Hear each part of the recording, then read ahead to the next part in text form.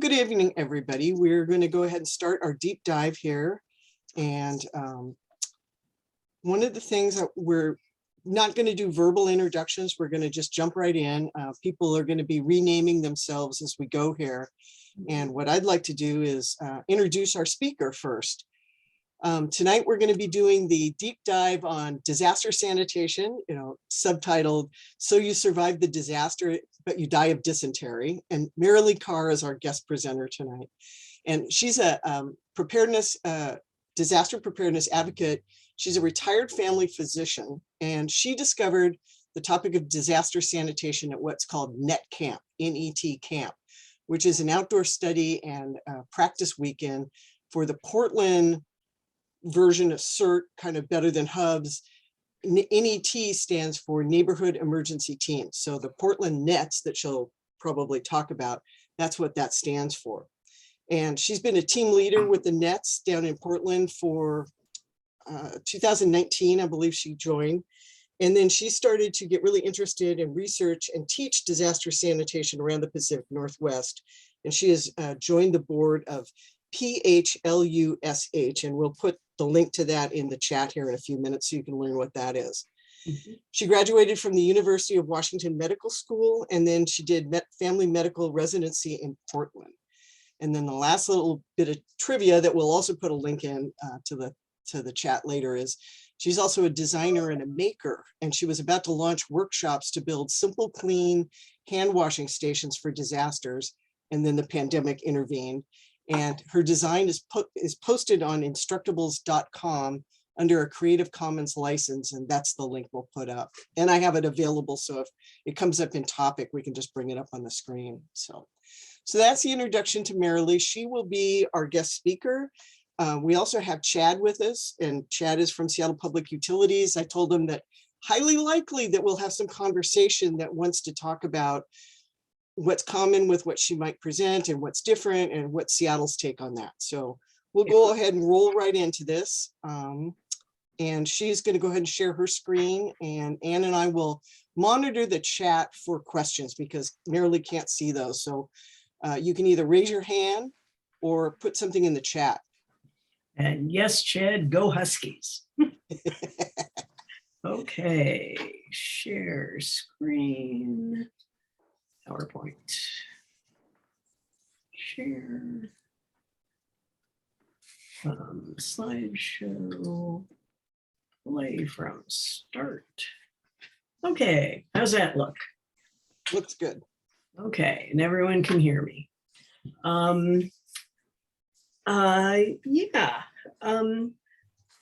Dysentery and other infectious diseases in major disasters kill more people than the inciting disaster, and they are all preventable.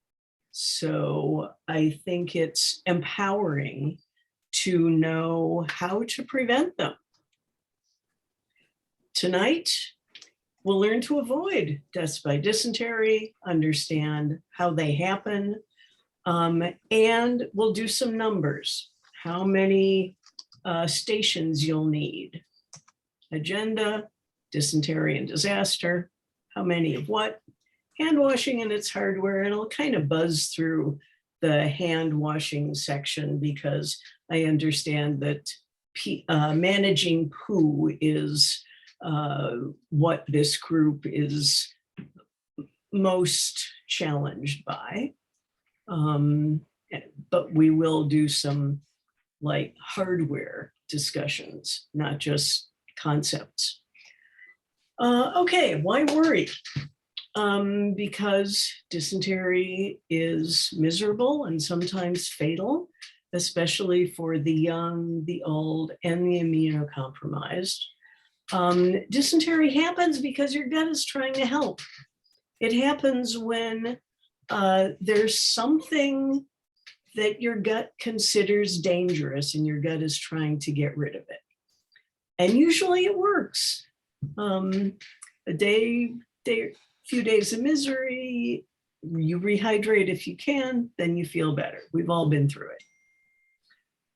Particular bugs, pathogens, viruses like hepatitis, norovirus, This is not my slide. If it were, I would have spelled schistosomiasis correctly, and I would have included Shigella. But there's a huge family of pathogens, little critters that take advantage of this pathway when it's open to them. And it's not just you that gets it.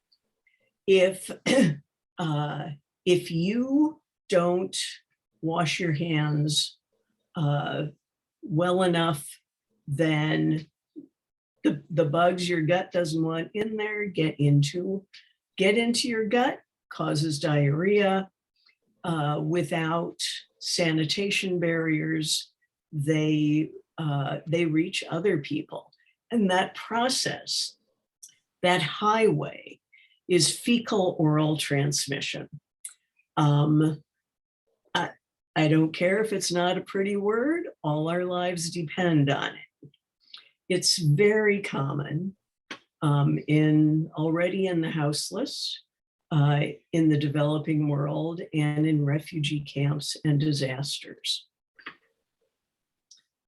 And what can we do? Everybody put up one finger. Fingers.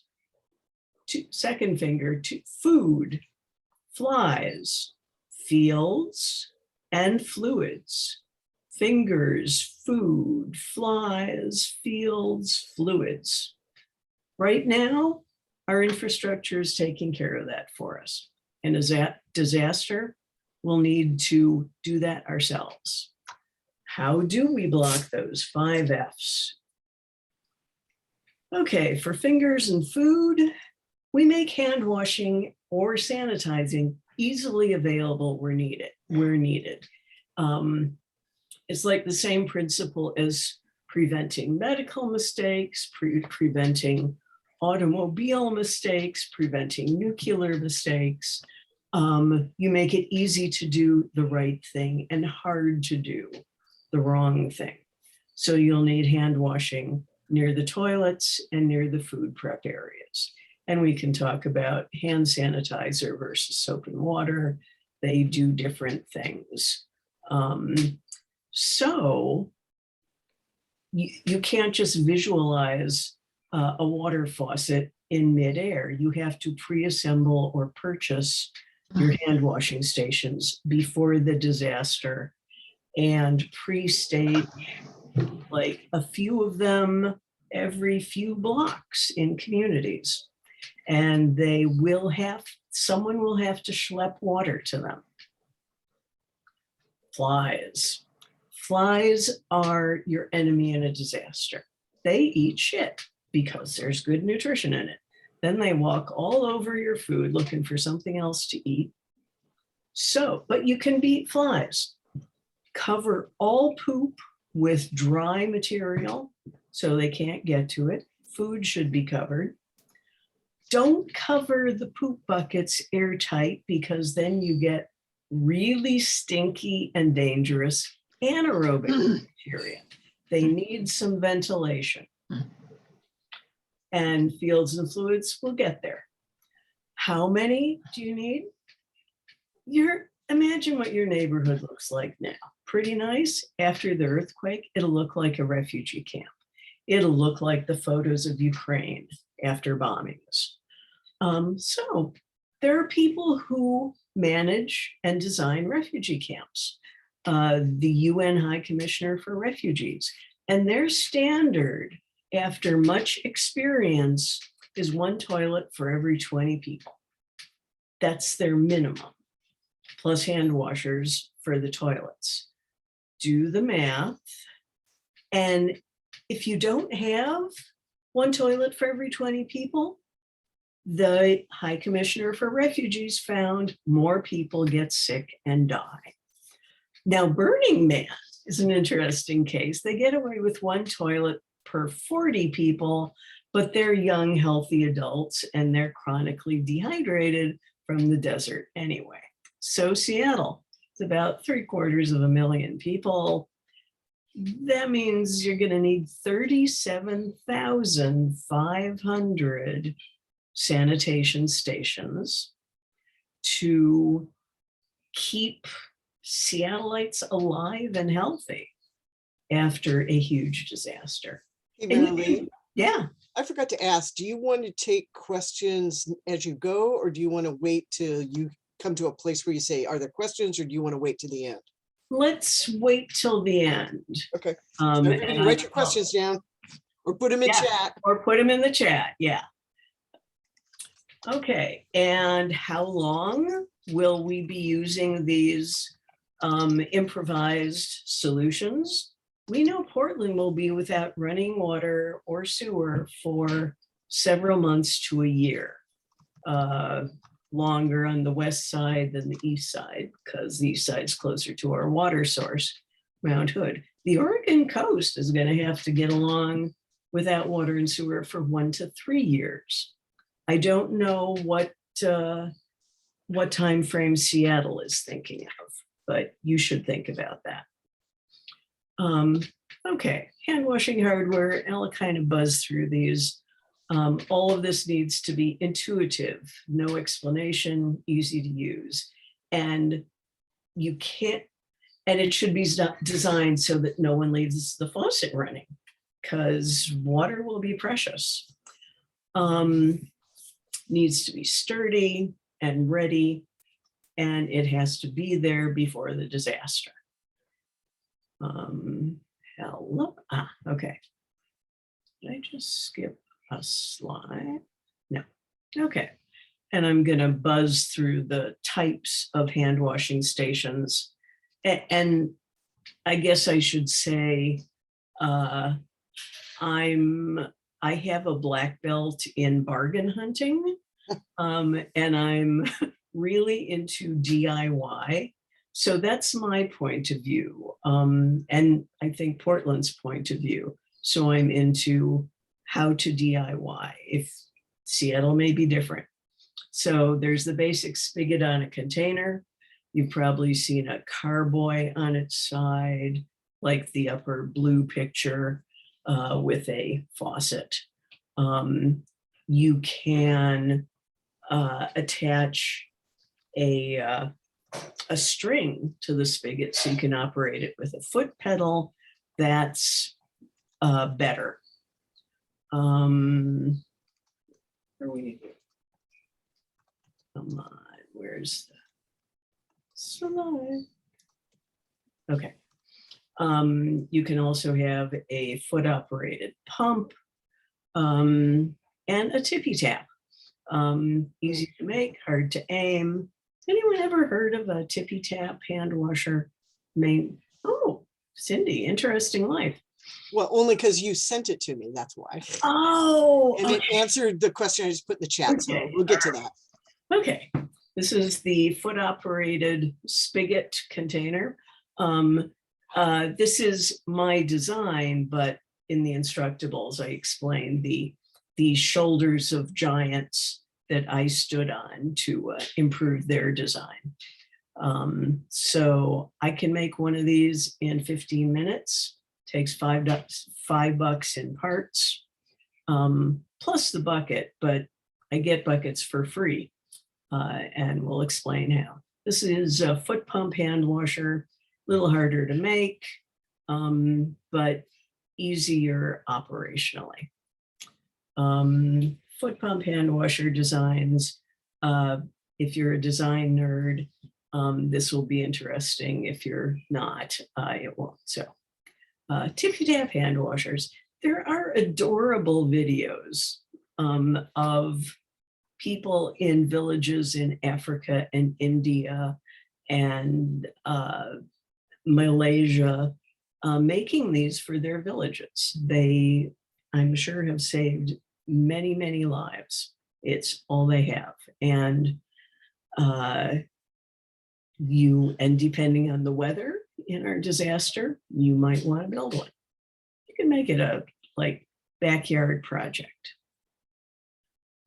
Tippy taps. Okay. For the makers among us, don't use glue on your buckets. It doesn't work.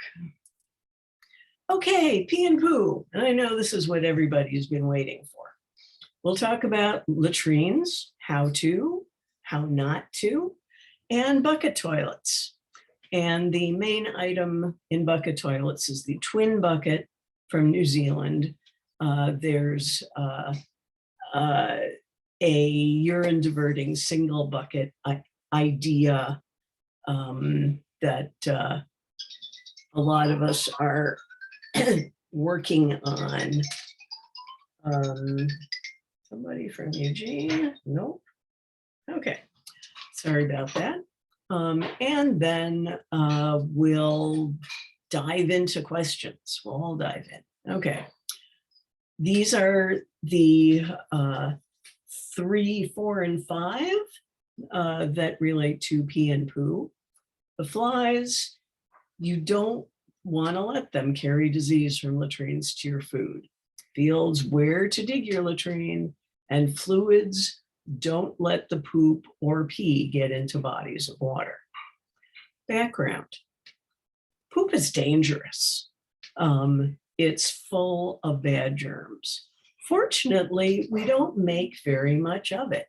One person produces like less than 8 ounces a day, and it's lightweight. Pee, we make a lot of. It's heavy because a gallon weighs 8 pounds. But you can, it's much easier to manage. Don't pour it on my garden because it can chemically burn plants. But if you have swales,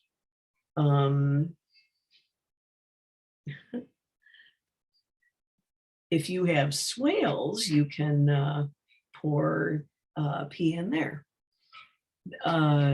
There's an organization, the Rich Earth Institute, that's working on ways to operationalize turning pee into fertilizer, because we're going to run out of bat guano sometime. Okay, distraction, sorry. Okay, what to do? Everyone's going to think, oh my God, I have to pee, I have to poop, what am I going to do now? People will pee outdoors, or they'll pee in a bucket and pour it out outdoors.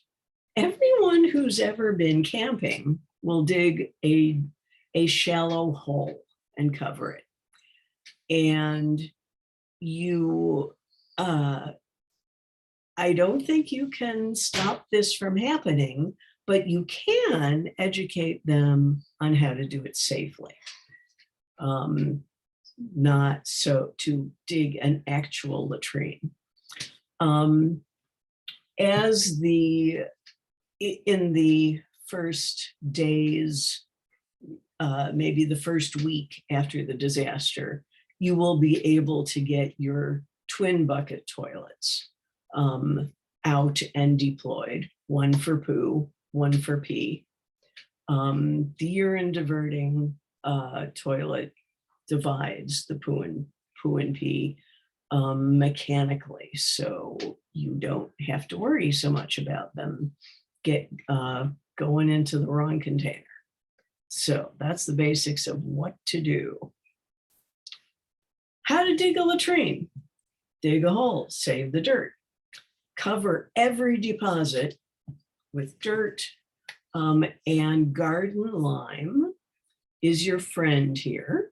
This is not quicklime. Quicklime explodes in contact with water, but garden lime, what you put on your lawn when it gets too acid. Lime alkalinizes, and that is how it makes pathogens less pathogenic. Oh, and you don't want the powder form because that'll blow around. You want the pelletized form. It's in garden stores, hardware stores. And latrines have a lot to say for them. They're very, very useful and can be very safe. So I do want to say, yeah, and I thought we talked a little bit about this, the pre-read into this is not the policy in Seattle at the moment. I know. Latrines. And so that's why Chad is on. And then for the know. people who aren't aware of that history, so that don't lock in the how to dig a latrine until we have further discussion with Seattle Public Utilities. Okay, thank you. I am, We'll come back to that. yes. Is it okay to suggest what you might teach people how to use latrines safely? Not until we hear from Chad, because we Okay. can't go teach people that, because Right. we really are obligated to use the sanitation methods Right. in place in our jurisdiction. Hubs So, don't do this. yeah. But Chad, Know this because it may come up again later when we work more with Chad. I mean, that's why Chad's on. yes. And Chad, I think you might want to, you don't want people digging their digging their little holes through utility lines, for example. Okay. So yes, hubs don't do this. Don't do that. Come on, button. Okay, back to separating the pee and poo in your buckets. Why would you do this?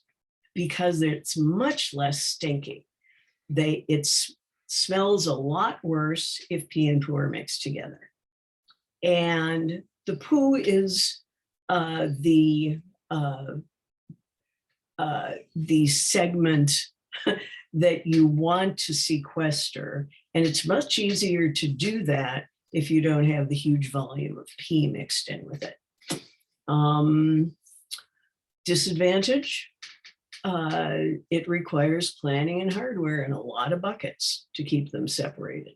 And you want it to be available to all Seattleites, not just those who can afford camping equipment. Now, this is easy for men. It's difficult for women to like hop from one bucket to the other. If the pee bucket will not be lined with a plastic bag because it usually doesn't need to be, but if there's poo in it, it needs, the whole bucket contents needs to be treated as pathogenic poop, probably poured into a hole in the ground and scrub the bucket. If there's pee in the plastic bag lined poo bucket, it's just heavier and more work to deal with. The urine diverting toilet prevents these problems. Okay, what about those bags of poo? Okay, great. You protected your community from all those dangerous germs in poop by depositing it into sturdy bags that line the buckets where flies can't reach or spread those germs. But what about rats and raccoons and all their little friends? Rodents also eat poop, and they can pierce a plastic bag with a stern look. So you have to store those bags where critters can't get at them. Roll carts are good. Dumpsters are good if you keep the lids closed. But the good news is the volume per person will be small. A roll cart will hold several weeks of a family's output of poop. So what you need for your twin bucket, a toilet seat, you can buy Snap-on toilet seats for about 10 to 15 bucks each. You can get a commode, and I am told Goodwill has a lot of those for cheap. Or you can take a plain wooden toilet seat, cut off the top, say 5 inches of a plastic bucket, screw the wooden toilet seat to the sawed-off bucket, and it slides into the bucket as a removable seat. Don't use pool noodles. They are porous. You want heavy plastic bags. This is where you learn the unit of thickness of plastic sheeting is a mil, M-I-L. When you say heavy plastic bags for disaster, everyone thinks of contractor bags, which are 42-gallon. And if you put those in your 5-gallon bucket, they will like cover like the whole little privacy shelter. What you want are trash compactor bags. They're thick, they're the right size, 7 to 12 gallons. Use your contractor bags as body bags. You'll need toilet paper, some kind of privacy shelter, and you'll need staff, people to mind the pee and poo buckets. And we will talk a little more about that later. But the people are a very important component of your system. There's many choices of covering materials: garden lime, as I mentioned, dry leaves, sawdust, wood pellets for either stoves or animal bedding, or compressed sawdust, wood shavings. These are all bulky items. So compression is nice. The wood pellets come compressed. Wood shavings come in compressed bags for pets. If you have farm stores around Seattle, like Wilco, those are good places to look for these things. Don't use clay cat litter, it turns to cement. And don't use cedar shavings because it's too oily to absorb moisture. Merilee, before you go on, there was a question specific to, you said roll cart, and somebody's saying, what's roll cart? Oh, does everyone have that question? Yeah, I did. I missed it. I didn't understand. It just rolled over my head, so I don't even know what context you were talking about. Oh, it's like a huge garbage can plastic on wheels with a flap top. Oh, okay. It's very our garbage bins. Yeah. Garbage bins, yes. Thank you. Yeah, but real like strong garbage bins. Rats can chew through. I mean, I read a paper on this, how fast rats can chew through various materials, in up to and including shipbuilding steel. And the researchers concluded that if you gave them enough rat hours, they could get through anything. So even when you put it in your big, sturdy, thick, plastic walled roll cart, you have to have it where someone can keep an eye on it. Okay. And oh, the new space station toilet is urine diverting, but they did not use buckets. Okay, the staff. The people who mind the latrines and the buckets and schlep the clean water to the hand washing stations, they will probably save more lives than the medical team. I am serious. But we have an innate obstacle to recruiting and assigning people to this work. We have evolved with an instinctive disgust for poop because poop is dangerous. And if we did not have that instinctive reaction to it, we would not have lived to this point. But big mistake, that instinctive repulsion against poop extends to the people who protect us from it. So a leadership challenge will be valuing sanitation volunteers. If this is a thankless job, it won't be done well, or maybe at all. Has anybody seen the musical Come From Away? It's about after 9/11, all the planes that were ordered to land at Gander, Newfoundland, which has just a huge airport that was built up during the Cold War. And so they're like, and it's a town of, I don't know, 500 people, and thousands of people descended on it. And there's a scene where the residents are grousing about, yeah, nobody wants to clean the toilets and can't get anybody to do that. And the problem is solved because there's a bunch of cardiologists who are on their way from a convention, and they know how important this is, and they become the toilet cleaning crew. So I think, as I think about where does this go on the org chart, it probably goes under logistics. That's traditional, but I want to put it on the medical team where I will be, although the medical team will have plenty to deal with. Okay, and just for context, you're talking about your org chart and your staffing plan, not what we I'm have. talking about the abstract org chart. Okay. Yeah. We don't even have an abstract org chart, but that's okay. Yeah, but one will evolve in the moment.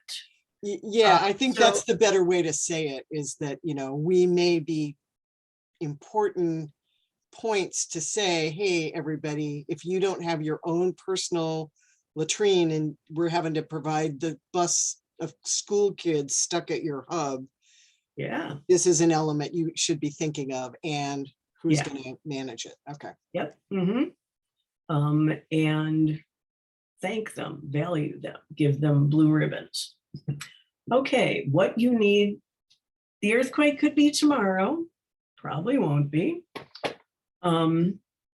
But before it strikes, you want to have, for hand washing, a bunch of buckets.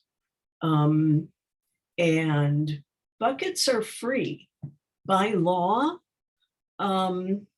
Food serving businesses that get their bulk goods in buckets cannot reuse the buckets. So the buckets go to the landfill unless you ask for them.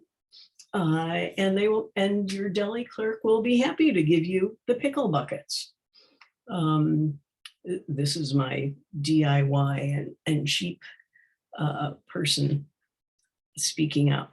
So hand washing, store water. And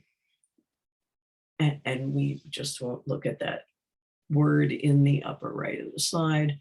Twin bucket toilets, collect buckets, store in bundles every few blocks, ready to deploy along with their accessories.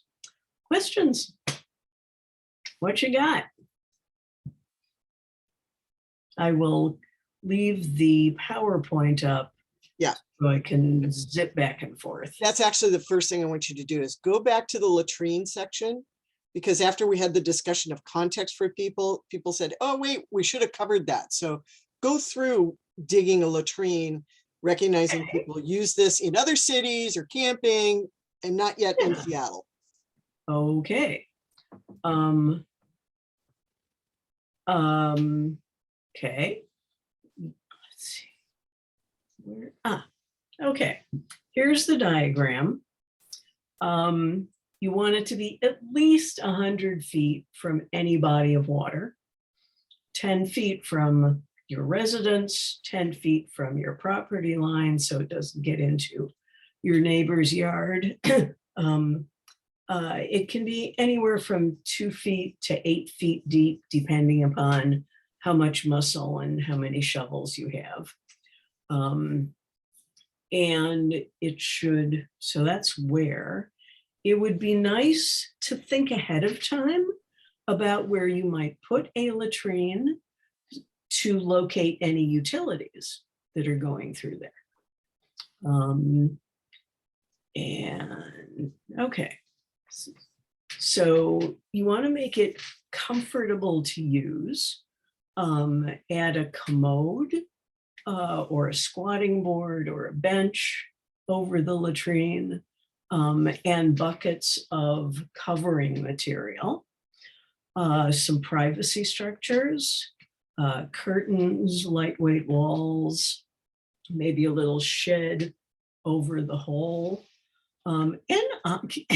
and occupied indicators, because people's nerves will be frazzled enough after a disaster without being walked in on and walking in on other people, and some kind of path indicators for finding it in the dark.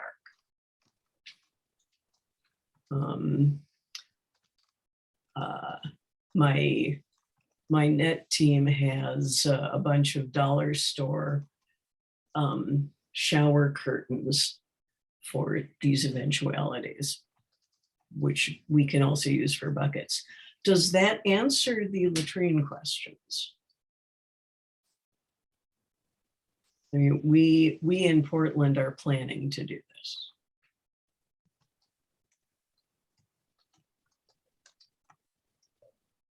This is Gabrielle. What's an example of where you would put this that was not in your own yard? Because you're talking about it more as a public facility. In a park. Okay, that's what I was thinking. All right, thank you. Oh, I guess I can see the chat. But I will let Cindy and Anne manage the chat and the questions. Well, I'm not going to read all mine first. You guys better get going, because man, let me tell you. Yeah.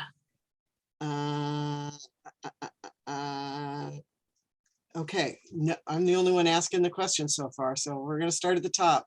So everybody knows everything. No, let's let Chad go. Yeah, probably should have the follow-on response from SPA. Yeah. Well, thank you, Cindy, for I think respecting kind of where SPU is at with our emergency sanitation messaging. I want to make clear that SPU doesn't, set disaster relief policy in the sense where if you need to dig a latrine, it's great that you know how to do so safely, and we're not going to come write you some kind of code violation for doing this after a disaster. So I want to thank Merilee for this. I'm here to learn as well, and I think by and large, other than the messaging around latrine use, we're definitely pretty much on the same page. We've got to update some of our materials to get with some of the tips and tricks. You all are way ahead of kind of everybody else down there in Portland, probably because of you, Merilee. But I had a question actually, which was when you talk about bagging this stuff and then storing it in dumpsters or bins, as we call them, or roll carts, versus latrines, how do you kind of differentiate that messaging? And I think one of the things that comes to mind for me when we're out there in the community telling people what to do with their poop and their pee is, there's folks in multifamily stuff, and Portland's getting about as dense as we are in a lot of places. So, and then when it comes to digging latrines or burying especially feces and poop in your yard, I think there's some hesitancy in what is that going to do? Is there different messaging for people that live close to our creeks and other places? Yeah. That being said, we know what our seismic risk assessment is for the sewer system anyways, and the beaches are going to be closed and the water is going to be pretty gross anyways, but we don't want to make it worse. So I think for me, learning from all of this stuff, have you dealt with that? What does that look like for a strategy? So you try and balance the need to streamline a message about emergency sanitation with the fact that there are multiple strategies that can be used. Exactly. Well, people in vertical housing will not have dirt to bury their poop in. And the Pearl District north of downtown has a lot of high-rise housing, and their net teams have collected buckets for each floor, organized people on floors as mini net teams. So they will definitely be depending on the bucket method.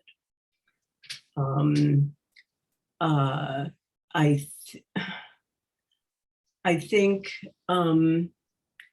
you want to educate people about what choices they can make. I think in the Northwest winter, latrines will get really, really uncomfortable being rained on, and the twin bucket system will be preferred with privacy structures and rain protection. So I plan to educate and decentralize, and just like with my patients, I give them homework. To me, that's one of the questions. I mean, we are not organized where we have teams who have places where we're storing buckets or things like that. But we spend a lot of our message saying, you want to have a 2-bucket system, so you go get and store your 2-bucket. Mm-hmm. So in the gaps where there aren't net teams, how is that how you do it in Portland? Is you kind of say you could be part of this team and collectively help your neighborhood? Or if you don't have an organized team, you need to have these options ready to go for your own household. How do you do that? Well, Portland is divided into 95 neighborhoods, each with a neighborhood association with access to some funding. So that kind of guarantees diversity of participation by race, age, socioeconomic group. The nets in each neighborhood have, of course, only a tiny percentage of the population of their neighborhoods. So they mostly can, well, some net leaders are techies, but I think most are community organizers who have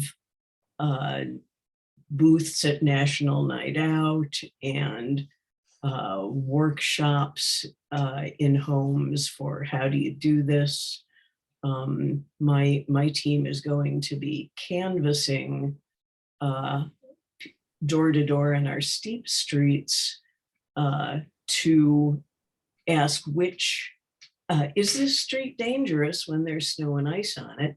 Because that's a neutral topic that almost, that does not put anyone off. And so we will open doors and get acquainted with diverse people. So we are always thinking outreach and getting our message out and getting big group orders of water containers. And you have a very different model. So right. I don't know how you get out. Well, I asked so that, if it's a model we want to move to, we know how to influence Chad, which is like, oh, so in the areas where Portland goes, we don't have nets, we can identify we don't have nets. We better store 5,000 buckets ready to distribute when literally people are going, we didn't take the time to put our own in and we don't know what to do. Yeah. They run out. So is that what Portland plans to do? Well, we have nets in almost every neighborhood. There are like 2 or 3 that don't have a net yet. There are younger nets that are budding off of more established nets. But we have more than 90% of Portland's territory.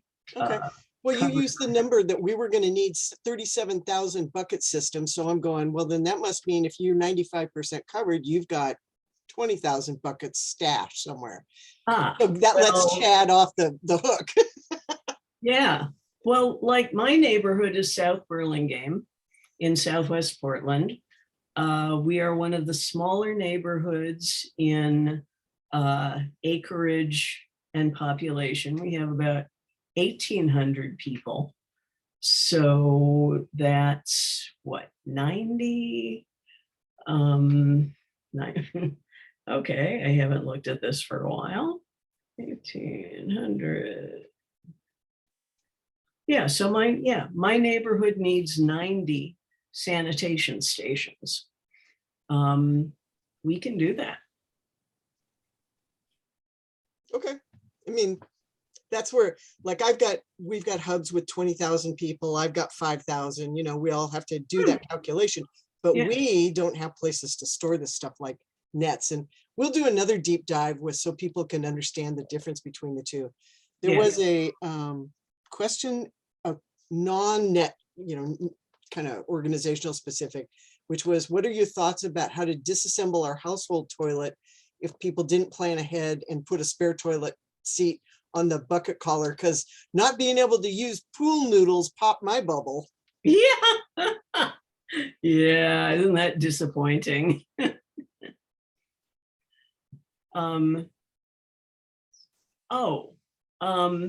Well,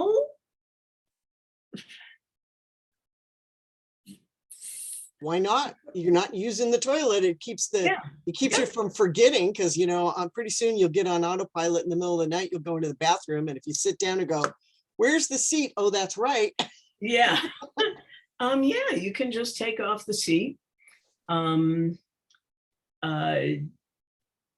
won't have power tools, but yeah, you can do this craft project without power tools. Okay, I'm scrolling through looking for other questions. Oh, I had an ADA question. I mean, I know this is Yeah. disaster and we don't have to be ADA, but the tippy toilet is the one that comes closest to being operated by someone who's in a wheelchair to wash their hands, to activate it. Have you actually figured out some ways so that it's a hand activated without, germophobia? Someone in a wheelchair could not activate the tippy tap. Right, but could it be adapted? That's the one that seems to be the closest to, if you can just use your forearm to strike it or something.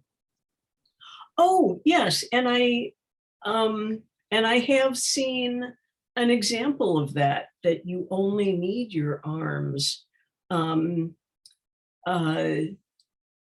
Instead of a board on the ground that you put your foot on, there's a clothes hanger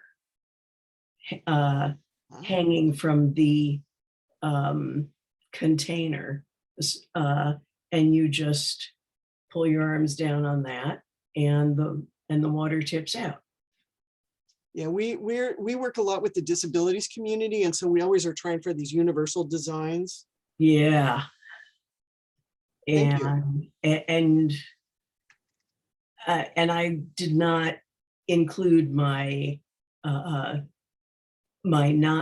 mobility problems population sanitation slides, but they need much sturdier accommodations than, say, a squatting board or a commode over the latrine. I was just doing the hand thing. The whole Yeah. commode thing I hadn't even gotten around to thinking about. But yeah, if you've got resources on that, that would be appreciated, because that's hopefully we'll be doing some presentations or some joint things with the disabilities community. And so Oh, great. it's good to have this available for that conversation, Yeah.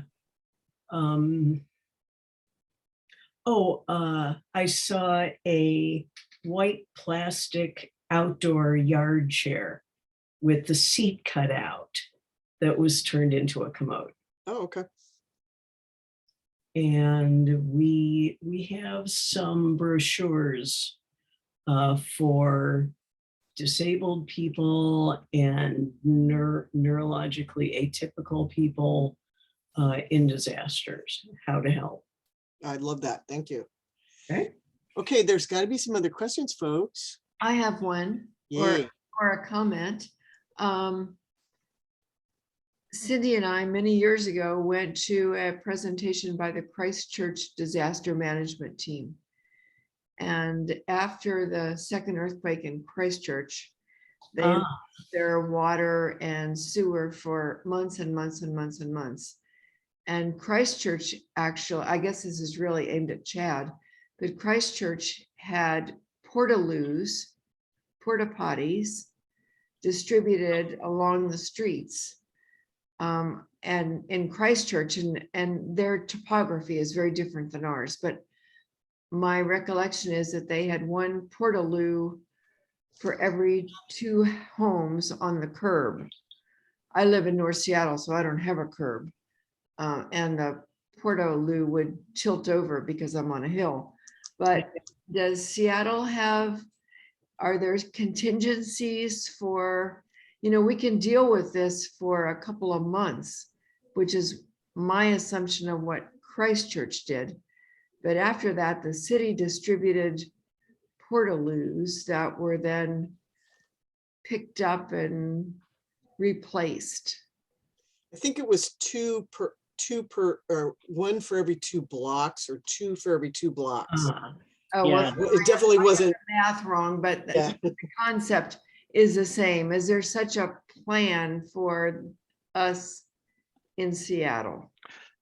As far as like commoditizing toilets, right? That's not part of Seattle Public Utilities plan. And as far as deploying those, you're right, it would take months, right? And they would have to bring them in or start building these things because there's not enough porta potties on the West Coast to meet the needs for this. So yeah, there's going to be tons of portaloos, porta potties, honey buckets, all over the place. And they're going to be first snapped up by, I think, the responders, right, that are going to be at a lot of these places. And we've got an emergency sanitation plan for Seattle Public Utilities that first focuses on our staff, like we do logistics planning, just like we do for the cots and the heater meals and MREs and all of that. So there's a number of emergency toilet supplies in our emergency supply caches that are located at or near a lot of our operating bases or yards.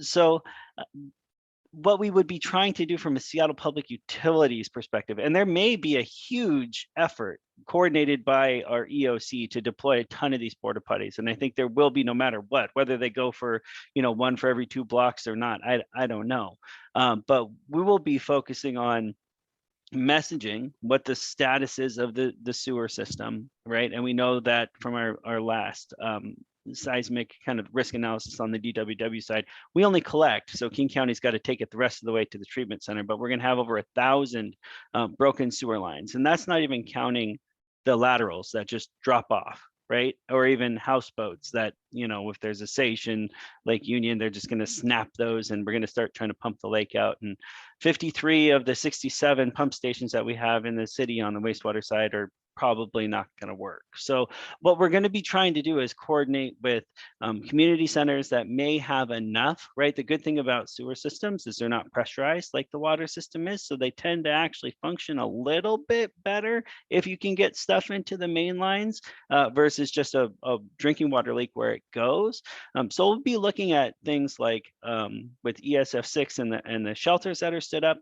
Can we restore sewer service in a lateral to something like the event center or the community centers and things like that? So rather than Seattle Public Utilities, who we like it when people don't have to use porta potties and emergency toilets, our primary goal is going to be to do system restoration, especially at those critical facilities, places if we can, like hospitals and mass care shelters and community centers, where people will know and get those working enough so that the stuff goes downhill enough, even if it comes up somewhere else in the meantime, which it will, right? It takes it away from people, and then we're kind of partnering and doing some of the work that Merilee is describing, right? Which is helping get it away from people so they don't get that oral fecal transmission route and get super sick.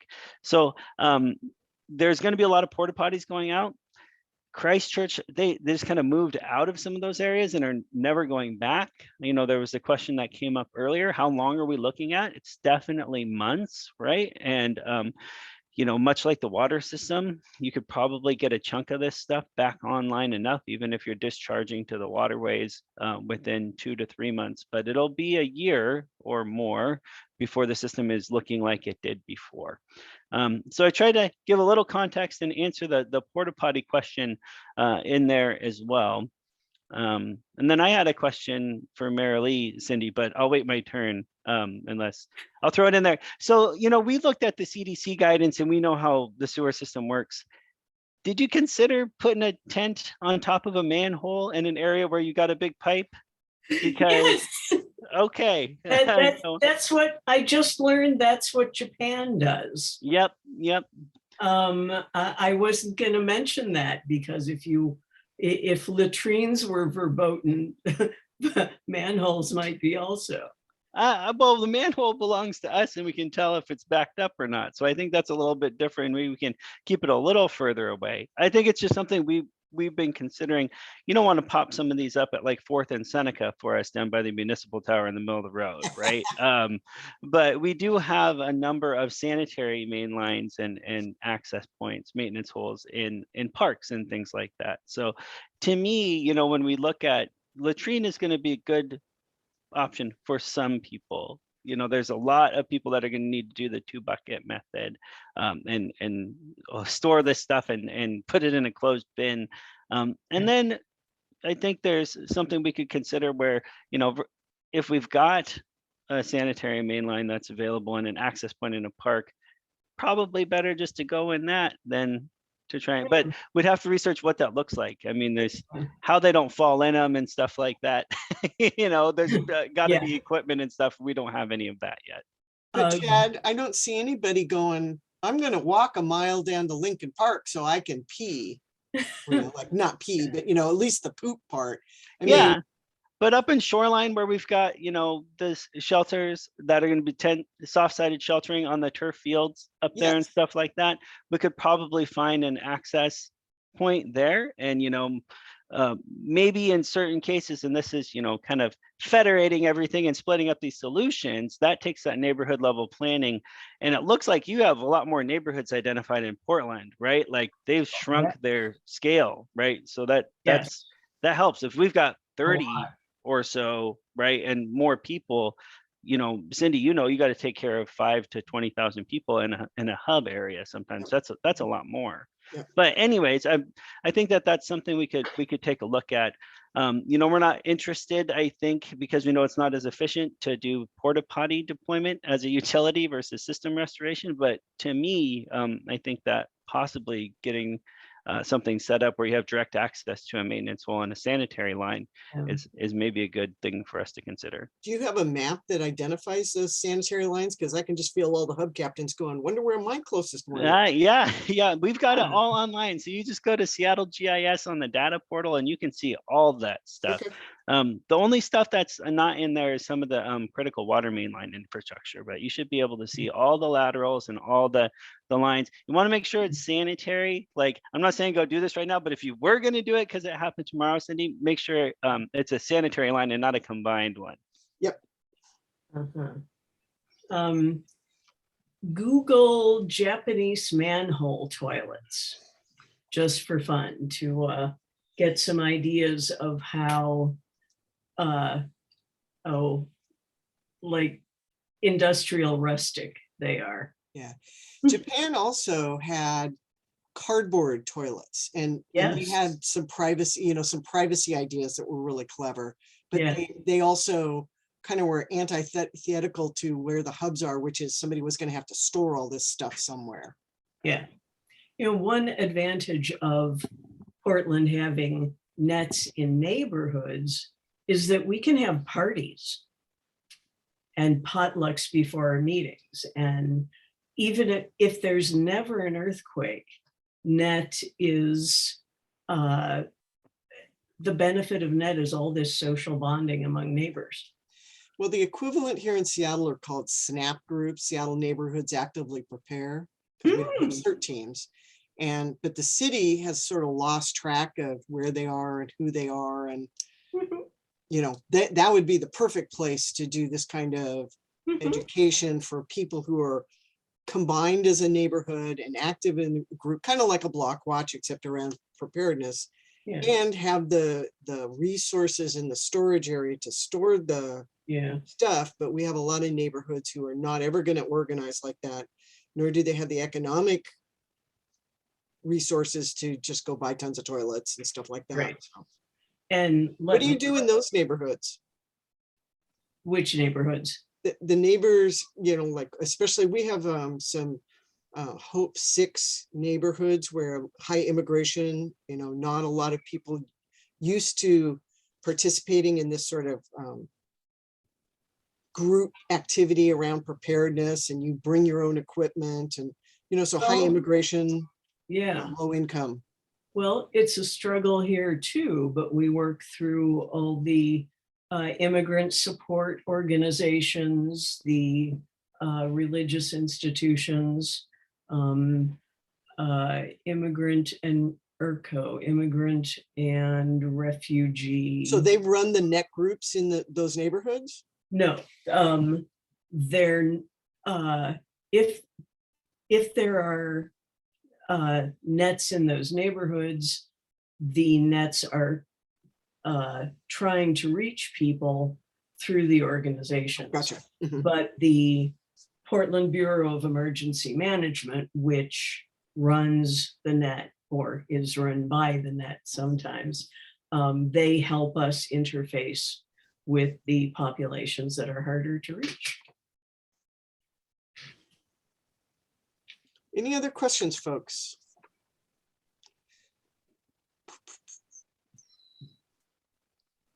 Well, I gave us an extra half hour just in case there was some good discussion. Okay, Chad, you're so polite. You raise your hand. It's 2 years of remote work. I've got the etiquette down a little bit, but at least I'm unmuted. That's still a challenge sometimes. Yeah. You know, Merilee, maybe this is just kind of a fluff question, but as somebody who works, like my organization works with poop and pee as a third of what we do, drinking water, and then the trash, Mhm. and then wastewater. Yeah. When you talked about identifying and appreciating the people that do that, right? Like that's what Yeah. we're challenging that That's on a true. day-to-day basis, right? Like with Yep. the wastewater workers and things like that. Yeah. As you go around and you kind of, you know, evangelize the people as to the importance of this, do you have tips for people like me and my friends that have to go out there and talk about poop and pee when we go out next to the firefighters, and then, you know, the guys with the shiny badges and stuff like that, and they're Ah, talking about all of this preparedness stuff, and we know it's important, right? That's why we do what we do. And the folks that Cindy brings, they know it's important. But when we go to National Night Out and there's the fire truck, and then we have a Vector truck next to it, right? Different color lights and stuff.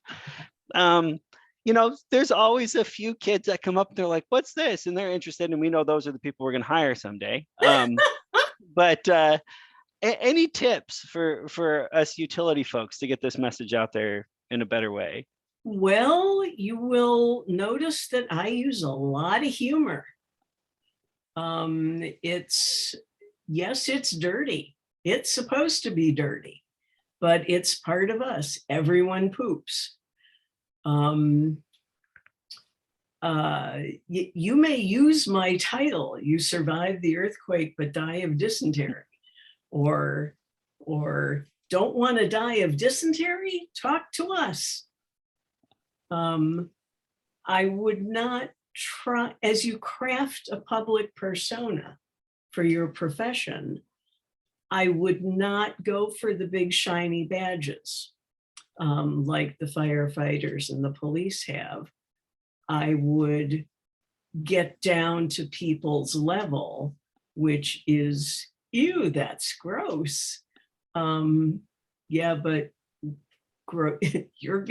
your innards are gross. Our innards are gross. I'm just kind of riffing here, but I have found this mode of communication to talk about this very important material.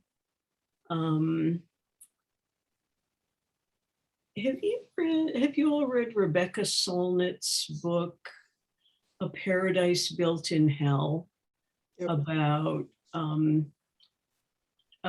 chapters on how people pulled together in various disasters. How people improvised, and they will, I don't remember her writing anything about sanitation in those situations. I'll have to look it up. But when everyone's a volunteer dealing with sanitation, I think the social cohesion will make a big difference. Like anything you do as a volunteer is considered more valuable and philosophical. Yeah, thank you. Yeah, excellent question, Chad. Let me know what you come up with. Well, something that popped into my mind was that maybe we start this education at the middle schools, because Yes. I know that they love this type of stuff. Oh, That's yes, all they those do. kids talk about, is humor like that. So Chad, Yes, hey, they- Chad, we're going to be doing a thing with Sendai Japan, and they are big on children's education. So Oh. I will make sure I look through their material and see what they cover on that. And I heard Frank, and then Merilee, can you go ahead and stop sharing your screen? Then we can all look at each other Yeah. again. Oh, yes. Frank? Yeah, everybody got me. Yeah, I'm okay. What showed up for me with some of this is some guidance and distinction for people who actually set these up between hand sanitizing to stay as clean as you can and the rubber gloves that normally you put on for some of these things, adult family homes and things like this. Mhm. So there's really two modes I'm aware of. Is either one preferable for what we're doing, setting up and maintaining these stations, because we'll be dealing with a station and we might have some contact with radios, other people, etc. So how do we protect ourselves within the human support staff to make this happen so we don't screw? Okay. Put on your gloves before you do your job, before you deal with the bucket, your nitrile gloves. Right. Be aware of what your path is so you don't have to touch too many things. You can carry the bucket to where you have to secure and deposit the bag.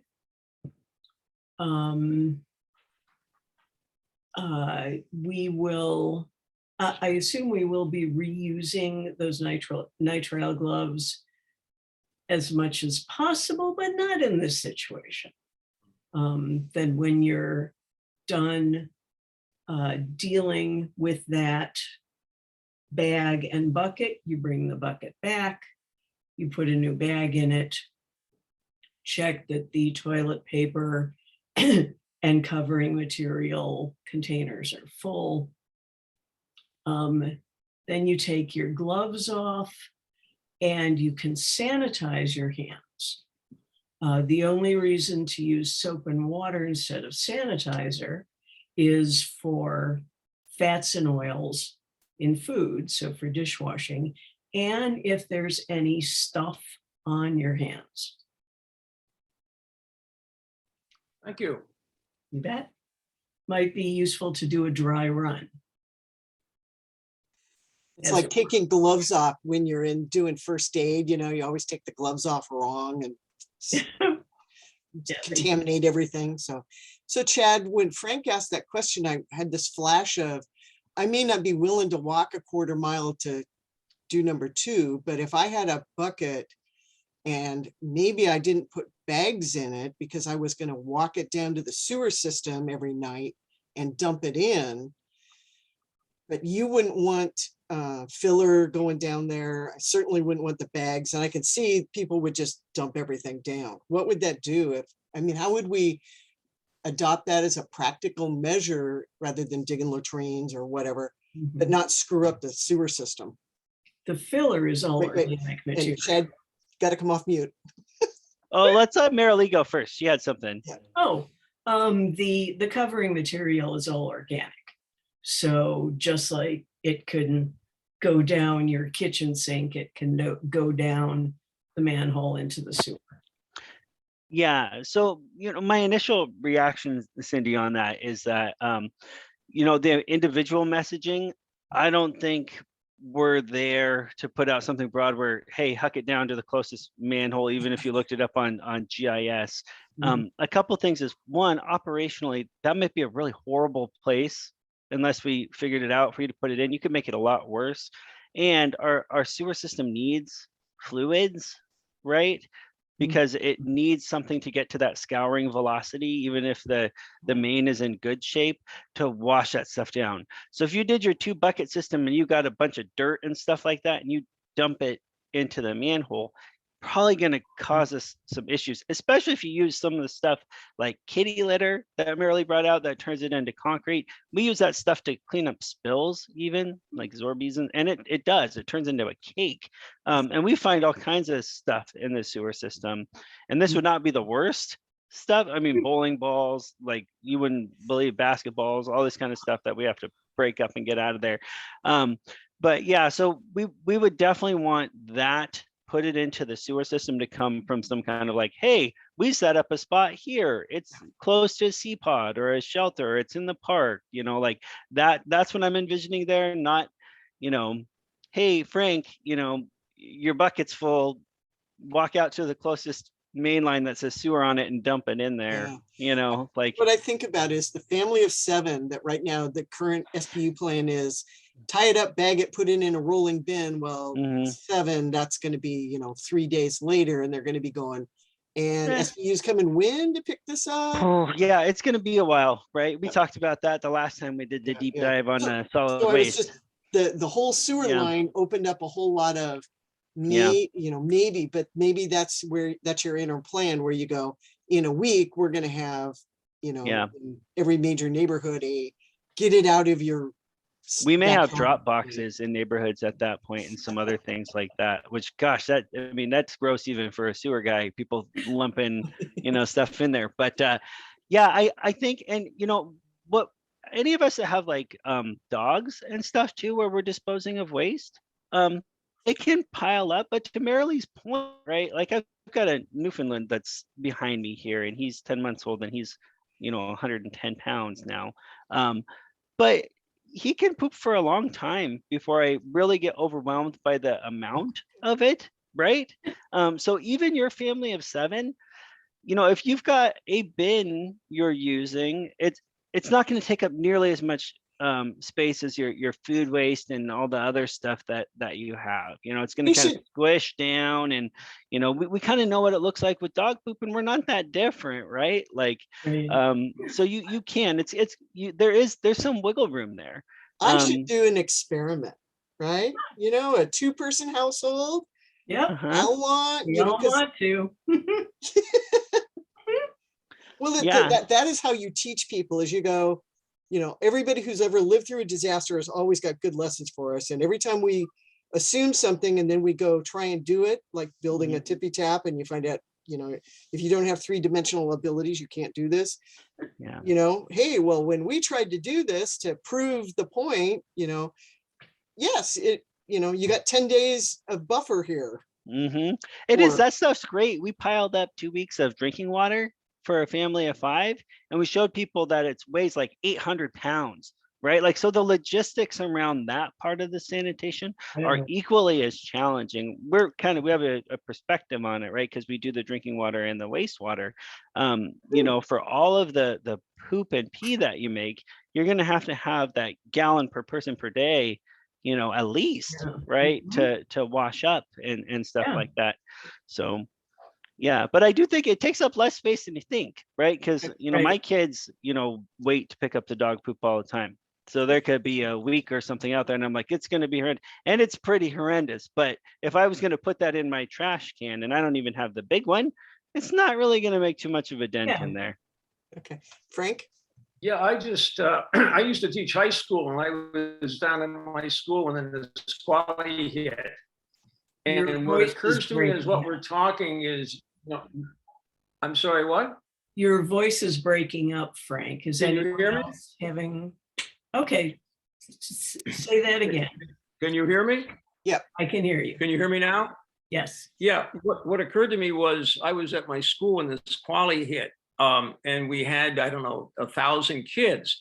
So if you look at Seattle Public Schools, Portland Public Schools, and something like this happens while kids are in school, you can't discharge a child from the ground until an authorized adult comes to pick them up.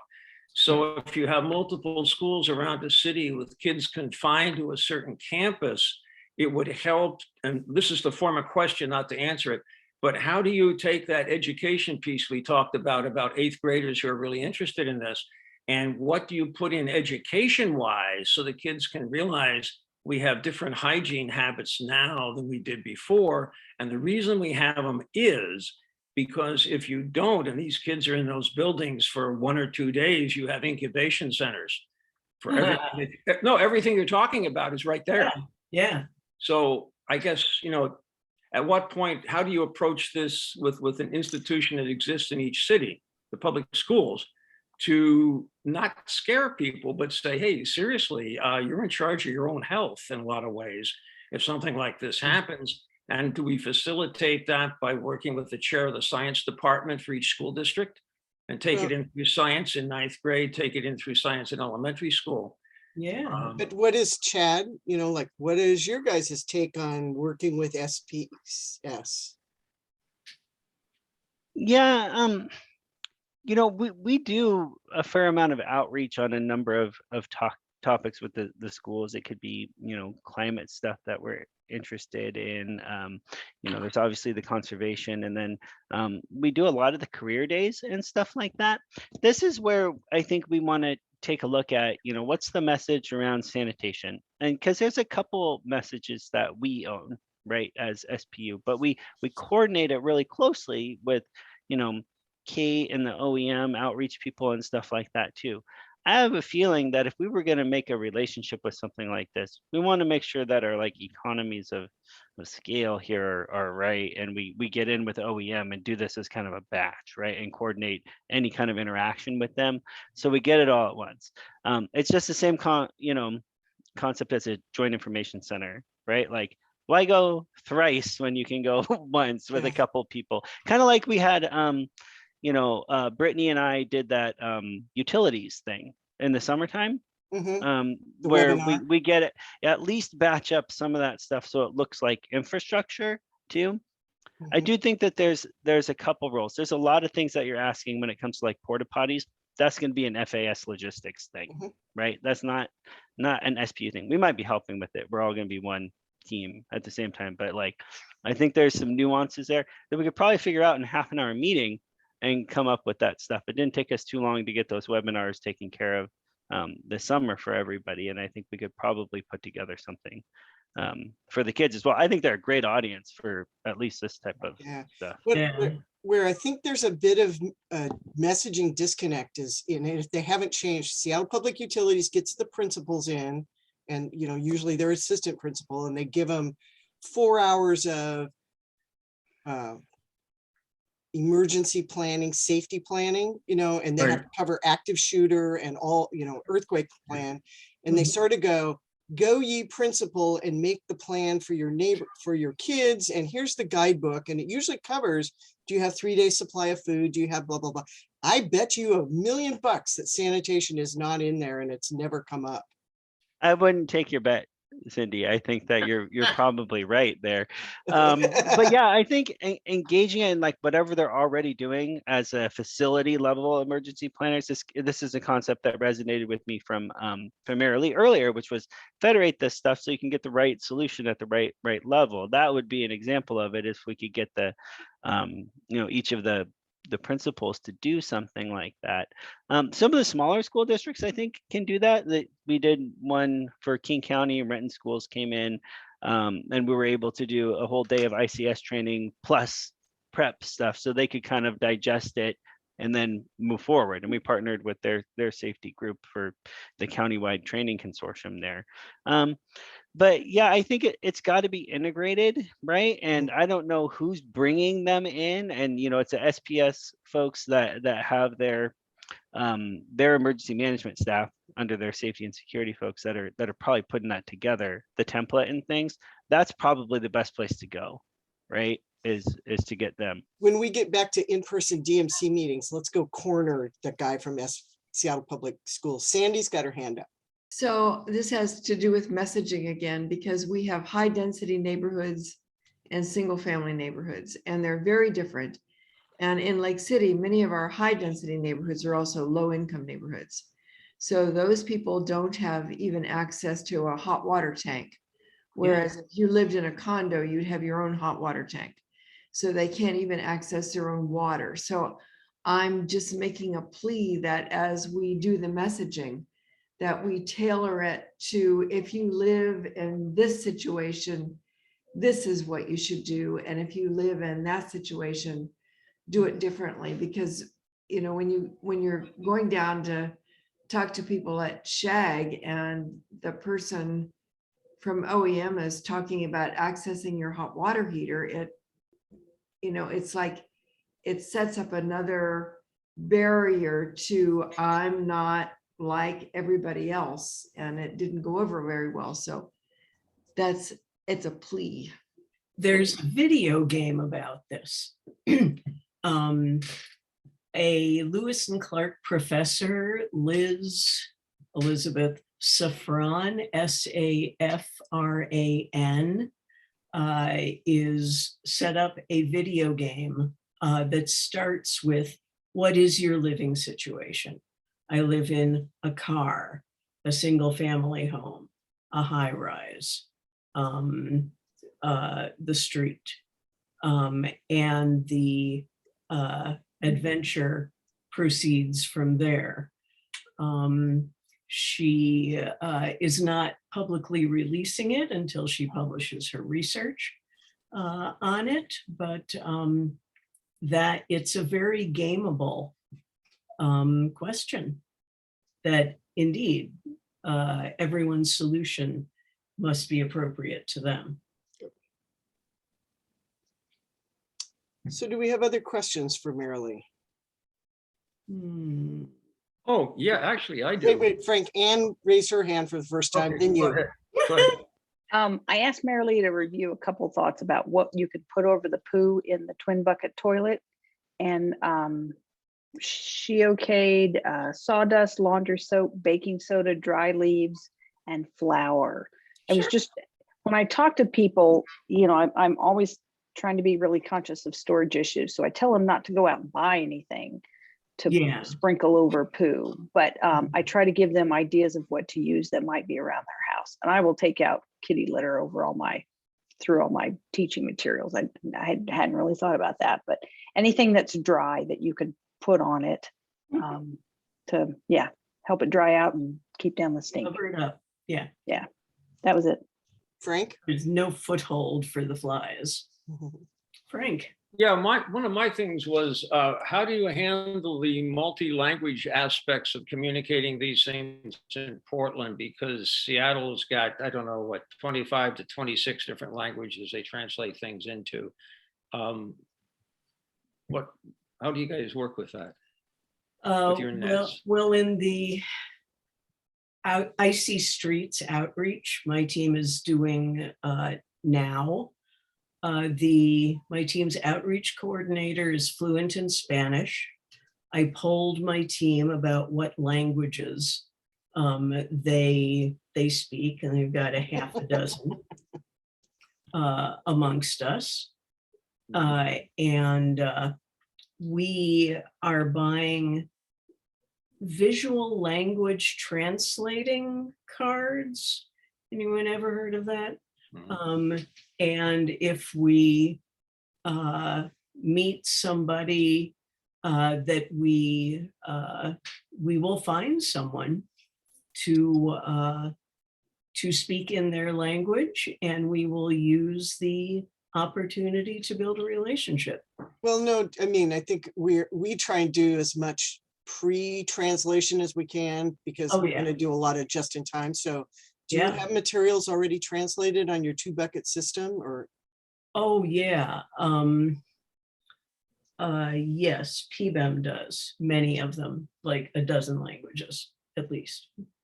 Chad, that's kind of like, I know Chad is like, they're ramping up for doing their outreach. And so anything you can put into languages that we can steal back and distribute, that would be great.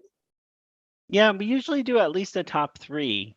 You know, it could be Vietnamese, Chinese, and Spanish or something like that. So like our drinking water labels come in a few different.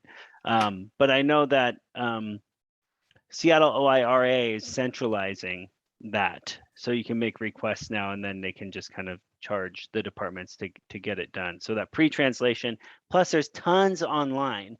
We did a bunch for Alert Seattle. Everything from boil water advisories to preparedness messaging. So there's a little library that's accessible. Right. We should be able to get that through Kate.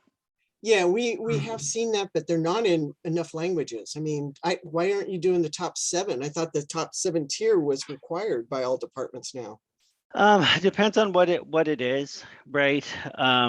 You know, and I think that's not standardized yet. So I think most of the departments are doing like the top 3 that they know in the areas, like for community sandbags and stuff like that. It wasn't until this year that we got 6 or 7 of those printed versus just digitized as well. But so you're willing, if we, like, I'm going to be doing some at High Point, High Somali and East African languages. And so I can come to you and maybe see if your department will absorb the cost of taking one of your standard flyers that you don't have in an East African language and doing that. Maybe? Yeah, I think we'd be happy to work with you to get this stuff translated, especially if it's our materials, right? If you've got a need out there, Yes. yeah, let us know. And we can perfect. work through our executive assistant that kind of moves those along. And we'd be happy to add those to our collection for sure. Yeah. And I'm putting a couple of links in the chat for the multi-language preparedness publications we have access to. Yeah, you know, the difficulty is I'd rather use SPU with their messaging, but you know, standard, how to sanitize water is standard everywhere. So some work, some don't. So that's It's great. not actually, unfortunately. I've heard advice to let the container air dry before you put your water. We don't go that detailed. Exactly, yeah. Okay. Any other questions? Thoughts? I got all sorts of notes. I have notes all over the place of action items. And for people who are watching on the video, if you have questions, talk to Ann or me. If it's something that we haven't already talked to Merilee about in the back prep of this, and you didn't get it out of the video, we will get answers for folks. Yes. We'll check in with Chad in a couple of months and see, you know, maybe what's spooling up and what's different. I've got an action to work with Chad around SPU messaging. You know, schools is big, and we'll see what we can find around what education is going on out there already in this field that fits that poop interested demographic of middle schoolers. Yeah. Um, And you know, disasters really bring out a spirit in young people. I was practicing family medicine in Oregon City in the 1996 floods, and we were packing up our office down in the floodplain, and a high school baseball team came by and asked if they could help and help us pack up. And they got tired by midnight, but and an educator told me the next couple of graduating classes just had this confidence that they could do things. So so you can empower these middle schoolers to save lives, because they can think and talk about poop without recoiling and not caring that they're dirty words. That's important. That's kind of a superpower.